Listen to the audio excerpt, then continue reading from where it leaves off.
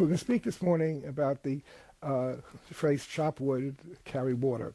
This comes from the East. I think there's a Buddhist tradition, and the story typically goes that a spiritual aspirant goes to the guru and asks, "How can I advance and become enlightened?" And the guru says, "Chop wood, carry water," meaning you have to do the daily work, and that there's nothing behavioral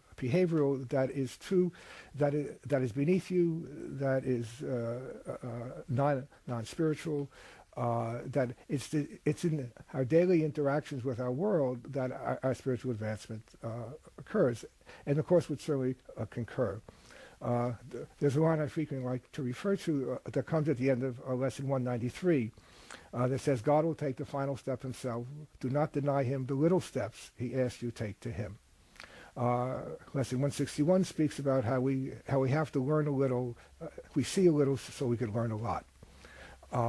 And what this refers to, as well as many other passages in the Course, is that if we truly want to awaken from the dream and undo our identification with the ego and deny the reality of guilt, a denial in a positive sense, then we have to do our daily work of monitoring our mind, being vigilant for all of our ego thoughts, for being aware of our resistance, how much we don't want to forgive, how much we don't want to let go of judgments, and to avoid all the kind of highfalutin spiritual stuff that people get caught in.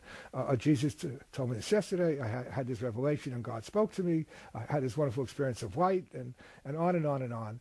And not that any of these experiences are necessarily not valid or not authentic, but they could be really detriments and can really derail you on your spiritual journey. What you want to work with is you want to chop wood and carry water. You want to notice how judgmental you are of people who drive on the highway or freeway. You want to notice how easily irritated you get if a waiter or waitress at your restaurant doesn't act the way you think he or she should act. How annoyed you get when things don't go quite right at home or at work. And how quickly you lose your peace and attribute that loss of peace to factors external to you. It's in the daily working, it's in the day in and day out, minute by minute, even second by second vigilance for your ego, and not tolerating any of what Jesus told Helen early on in the text, not tolerate any of your mind wanderings. And mind wanderings refers to when we let our minds wander from themselves out into the world. In other words, it's projection. And we kind of attribute all of our distress with dis-ease to factors outside of ourselves. And ignoring the fact that if I'm not happy, if I'm upset, it's only because I chose the wrong teacher. My mind chose the ego instead of Jesus or the Holy Spirit. That is always and only what is the source of our distress or the source of our happiness and peace when we make a different choice and choose the right teacher. But what helps us to do that, what helps us to get in touch with the decision-making part of our mind, is to chop wood and carry water. Don't make a big deal about what the world calls a big deal. Don't try to become a great spiritual teacher or a great spiritual healer without doing the basic work. I'm reminded how often in the history of the Course's publication, since the publication, even right from the beginning, people would start teaching the Course without having even read it. Or maybe reading it once or twice and then teaching it without doing the basic work of kind of learning to forgive one's ego through the process of forgiving other people, of recognizing our tremendous investment in judgment and specialness as our way of life and our means of identification, rather than see this is all a defense. It's a defense my mind is choosing against remembering the reality of who I really am.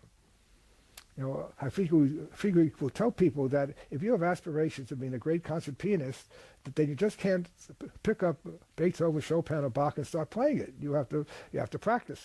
You have to practice exercises, and you have to study, and you have to do the day in and day out work, which at one point might end up with you becoming a concert pianist.